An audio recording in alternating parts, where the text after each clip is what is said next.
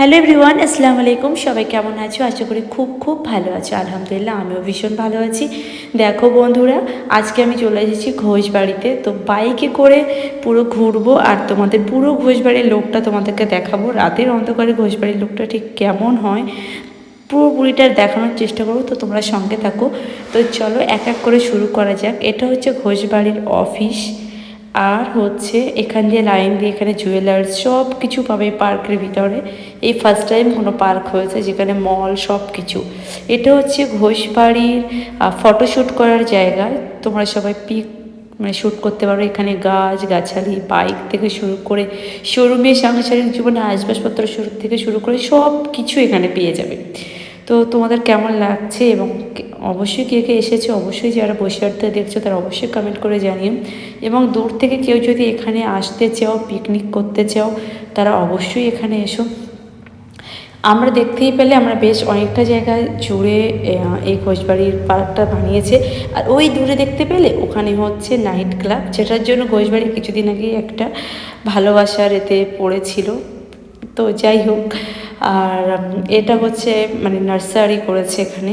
এখান দিয়ে সোজা যেতে হবে, ওদিকে বেশ নাইট শোটো হয়। আর একটা যিশুর একটা মূর্তি করা আছে। এই সোজা রাস্তা দিয়ে সোজা তোমরা যারা যারা আসবে একদম সোজা এই রাস্তাটা ধরে চলে যাবে। এখানে একটাই সুবিধা, পায়ে হেঁটে অনেক পা ব্যথা করবে, তার থেকে বাবা বাইকে ঘোরাটা বেশ ভালোই লাগবে। মানে বেশ অনেকটা জায়গা জুড়ে এটা হয়েছে এবং রেডি হচ্ছে। মোটামুটি ভালো, একদম খারাপ বলবো না, বেশ চলার মতো ঠিকই আছে। তো যারা যারা খুব কাছাকাছি এরকম পার্কে এসে পিকনিক বা একটু ঘুরতে চাইছো বা যারা একটু সময় কাটাতে চাইছো, তারা চলে আসো এই ঘোষবাড়ির অন্ধকার জায়গাতে, বেশ ভালো সময় কাটাতে পারবে।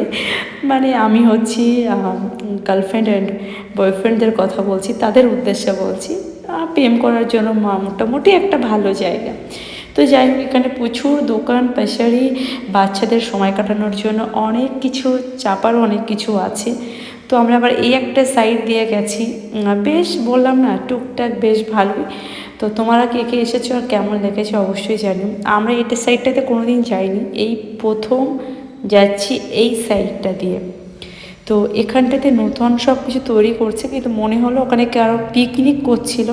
আমরা গেছিলাম, গিয়ে তারপর দেখছি যে না, এখানে ডিজে টিজে বাজছিল, মানে পিকনিক হচ্ছিল। তো বেশ এটাও বেশ ভালো লেগেছে। এটা নতুন করে তোমরা দেখতেই পাচ্ছ, এখন তো কাজ চলছে। তো আমরা কিছুটা দূর গিয়ে দেখছি অন্ধকার আর অন্ধকার, এই যে কিছু কিছু লাইট দেওয়া আছে।